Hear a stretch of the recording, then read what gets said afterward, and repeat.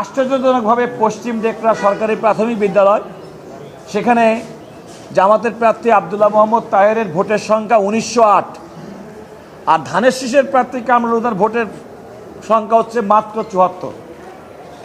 এরকমভাবে আমরা অসংখ্য কেন্দ্র, এই যে ভোটের যে ব্যবধান, একটি কেন্দ্রের একটা কথা বলি, পদুয়া সুপ্রিয়া উচ্চ বিদ্যালয় জামাতের প্রার্থী ভোট পেয়েছেন 2210, ধানের শীষের প্রার্থী ভোট পেয়েছেন 225, এমনকি 15 ভোট 20 ভোট। এই যে আরেকটা কেন্দ্র ধুবড়া, এই বুদরা কেন্দ্র 1752, ওনাকে দেখাইছে 106। আমরা এইভাবে 73টা কেন্দ্রে দেখেছি যে 73টা কেন্দ্রে বিএনপির প্রার্থী জনাব কামরুল হুদাকে কিভাবে পরাজিত করা হয়েছে এবং কিভাবে নির্বাচনী অনিয়ম, ভোট কেন্দ্রে ভোটারদেরকে বাইর করে দিয়ে, এজেন্টদেরকে বাইর করে দিয়ে, এমনকি ভিডিও হয়েছে যে আমরা ভিডিও দেখিয়েছি যে সেই ভিডিওতে সিল মারছে, সেরকম উদাহরণ আমাদের কাছে আছে।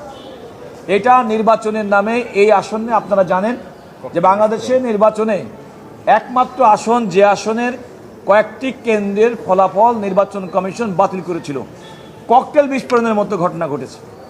এরকম একটা জ্বলন্তভাবে প্রমাণ যে যেখানে ধানের শীষের প্রার্থীর এই যে আসনগুলোতে আপনারা সহজেই বুঝে করতে পারেন যে কীভাবে এই নির্বাচনটি হয়েছে এবং আমাদের এই প্রার্থীকে পরাজিত করা হয়েছে।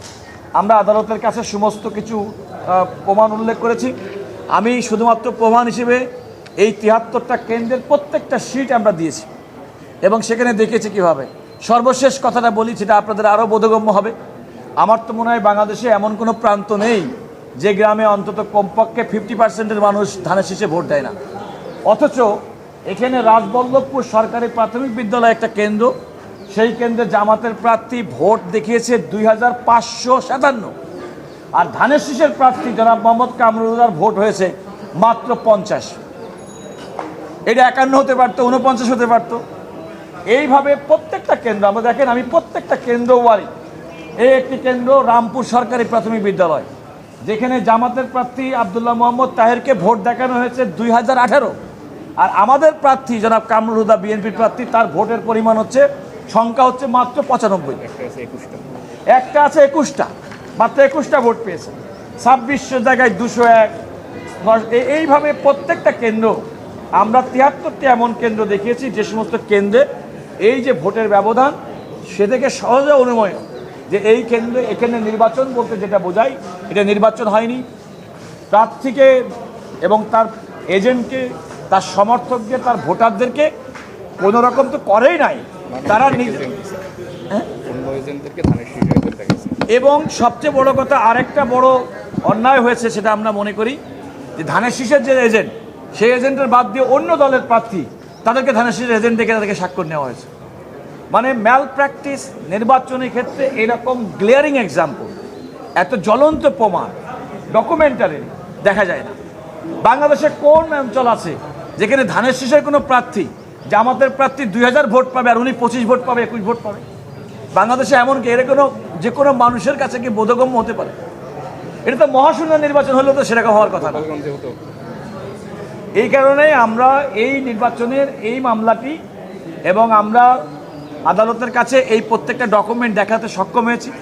আদালত প্রাথমিকভাবে আমাদের সন্তুষ্ট হয়েছেন এবং সন্তুষ্ট হওয়ার পরে আমরা আদালত যে আদেশটি দিয়েছে, আগেই বলেছি যে এই নির্বাচনী মামলাটি শুনানির জন্য গ্রহণ করেছেন এবং এই নির্বাচনের সঙ্গে সামগ্রিক সমস্ত কিছু সংগ্রহ করার জন্য বলেছেন এবং আগামী 8ই জুন প্রতিপক্ষের পরে যে নোটিশ জারি করা হচ্ছে, সেই নোটিশ ফেরতের জন্য পরবর্তী তারিখ নির্ধারণ করেছে।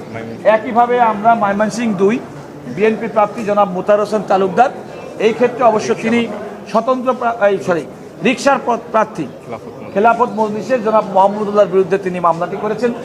এটাও আদালত একইভাবে আমাদের প্রাথমিক বক্তব্যে সন্তুষ্ট হয়েছে। এই যে দেখেন, আমরা এই নির্বাচনে যে অনিয়ম, অব্যবস্থাপনা, তার প্রমাণ হিসেবে এই দেখেন নির্বাচনের যে মুড়ি, এই দেখেন, এই যে এগুলো আমরা আদালতকে দেখিয়েছি, বাচ্চারা খেলতে গিয়ে এগুলো পেয়েছে মুড়ি। এটা তো তাদের সামনে থাকার কথা, ব্যালটটা ছিঁড়ে দেবে, মুড়ি তাদের কাছে, কিন্তু এই মুড়ি রাস্তাঘাটে পাওয়া গেছে। এটাও আমরা আদালতকে দেখেছি। এখানেও বিএনপি প্রার্থী জনাব মোতাহার হোসেন তালুকদার, তাকে পরাজিত দেখানো হয়েছে এবং বিপরীতভাবে রিকশার প্রার্থী জনাব মোহাম্মদুল্লাহকে বিজয়ী দেখানো হয়েছে এবং আমরা আদালতকে এই সাক্ষ্য প্রমাণ দেখাতে সক্ষম হয়েছি যে নির্বাচনের নামে কিভাবে করাপ্ট প্র্যাকটিস করে এজেন্টদেরকে বের করে দিয়ে তাদের স্বাক্ষর না ছাড়া ফলাফল প্রকাশের মাধ্যমে বিএনপি প্রার্থীকে পরাজিত দেখানো হয়েছে।